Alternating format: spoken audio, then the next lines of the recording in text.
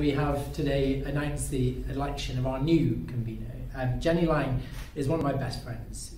I was the best man at her wedding, and we started, I think I first met Jenni in this building in Clifton Terrace over 20 years ago when we were both working for the Scottish Liberal Democrats.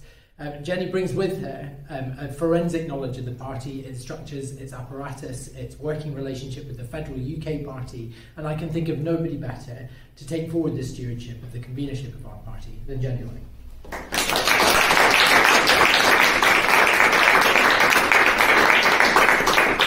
Thank you, Alex. I have to say, it's a little bit like being at a wedding when you sort of look out at the room and see all these friends and faces and family and feel slightly overwhelmed at what's about to happen to your life.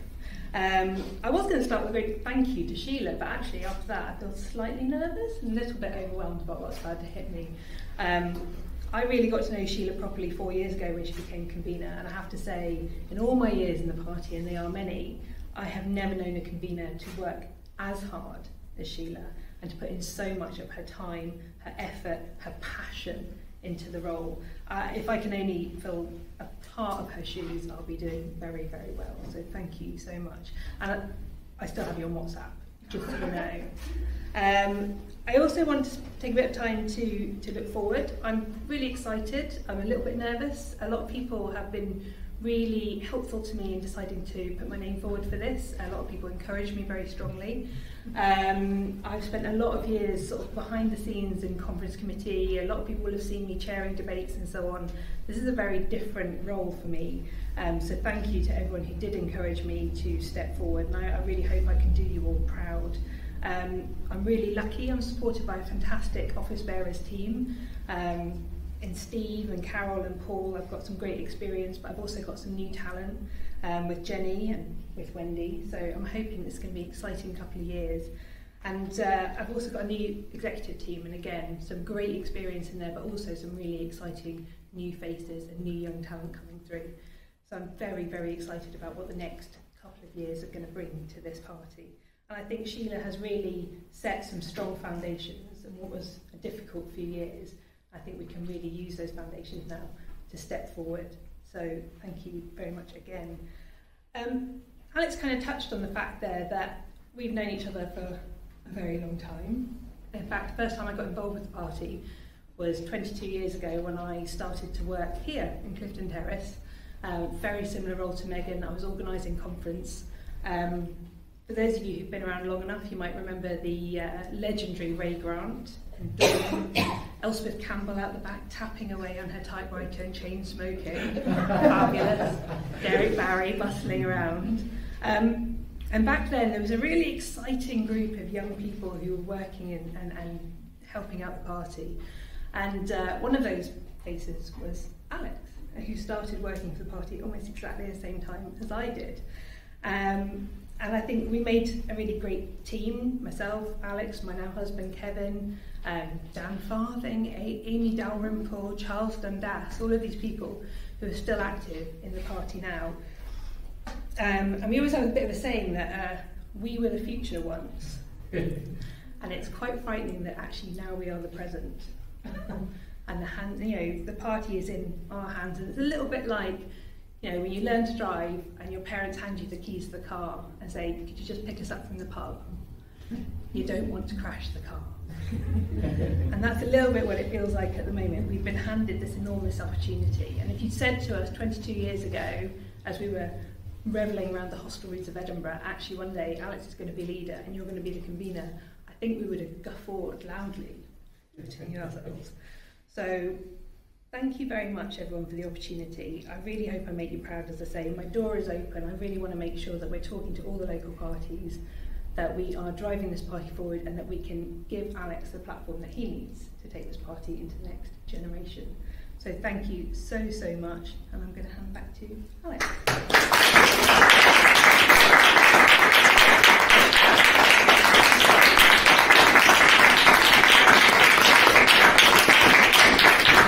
Just to pick up on a point that Jenni made there about, I think the reference was to driving your parents' car. I mean, there is a profound feeling of responsibility that that myself, that Jenny, that Wendy, as the new leadership of this party, stand on the shoulders of liberal giants, and that we recognise that we're walking in the footsteps of people like Charles Kennedy, and Campbell, Joe Swinson, Jim Wallace, and that is a very profound responsibility that we certainly take very, very seriously.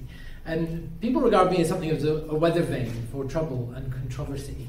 So I think it's quite telling that the party has elected a former police officer to serve as my deputy leader. Wendy Chamberlain, I think, has surprised everyone since she was first joined the party. I think it was just 4 years ago, 5 years ago? 6 years ago. And really threw herself into every aspect of this party. It was amazing to see her meteoric rise to prominence, not just within Parliament, but within the structures of our party as well. Wendy is well regarded. She was on Question Time last night, and I think anyone who would watch it would see as the first item goes, it was incredible. It looked like you've been doing it for decades. So I am tremendously proud to have my good close friend Wendy Chamberlain serving alongside me as deputy leader of our Scottish party.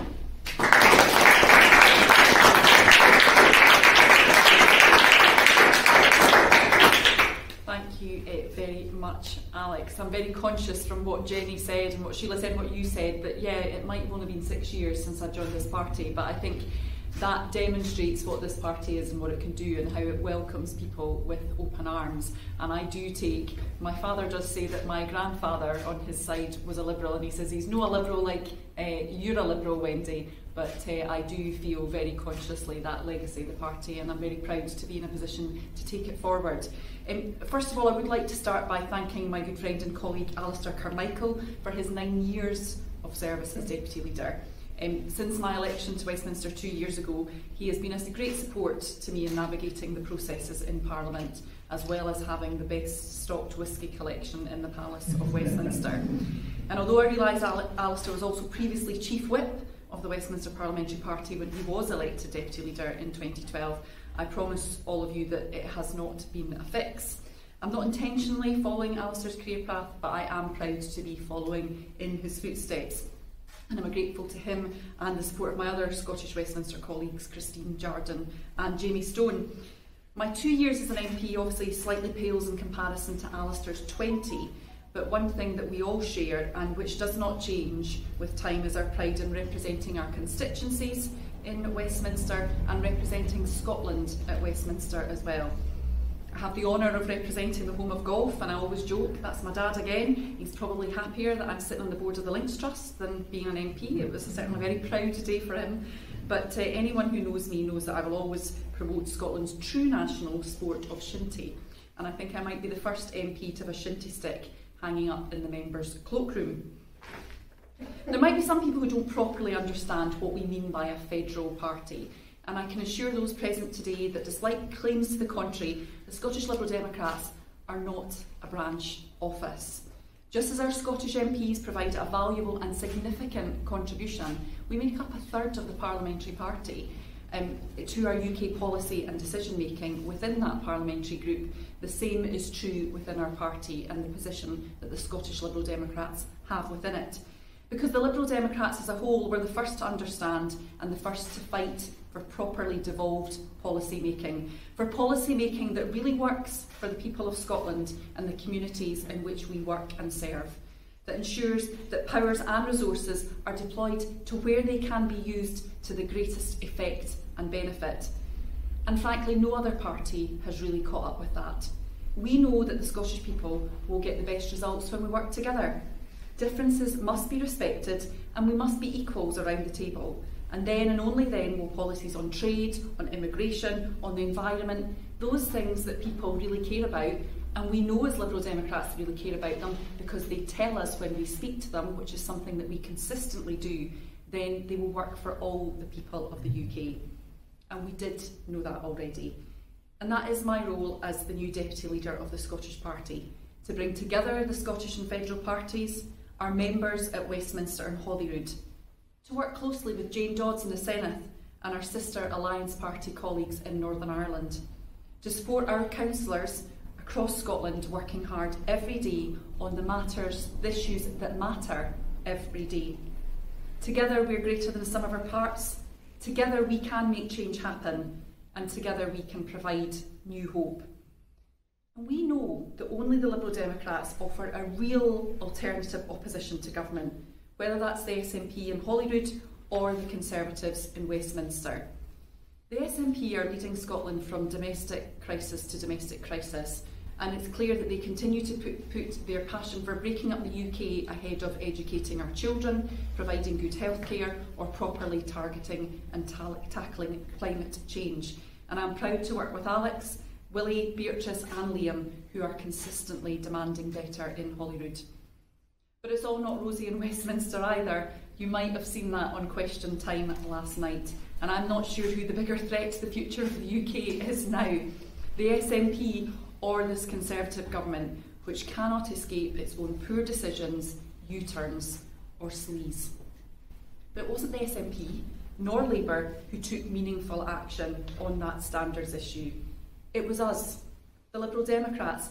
We're the party who demanded answers through my emergency debate application. We're the party who held the government to account and actually forced action. Now, it's not often these days as a Liberal Democrat you get to speak before the leader of the Labour Party, as I did in leading that standards debate, and it's an experience I am more than happy to repeat. So all hands to North Shropshire in advance of the 16th of December. But in some ways I shouldn't joke. The UK government's behaviour wasn't funny then, and it isn't funny now. But it does show that it is us, the Liberal Democrats, who are serious about standing up for people in Westminster, as Alex was standing up for those suffering from long COVID again in Holyrood this past week.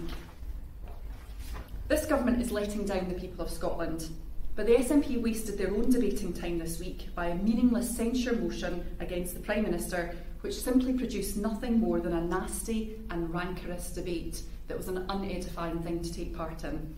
It's a long list, the crimes of Boris Johnson, we all know it, but the debate did nothing. It didn't help people pay their bills or fight the squeeze in living standards.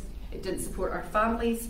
It didn't support our island communities without ferry services, and it didn't address the needs of those still suffering the effects of Storm Arwen 1 week on. When it comes to actual policies and actual change, the Liberal Democrats are delivering. The Scottish Liberal Democrats want our country to thrive, to be strong, to be prosperous, and to be fair. This is the vision that we now offer, and this is what I commit to fighting for as your Deputy Leader here in Scotland. Thank you, Alex.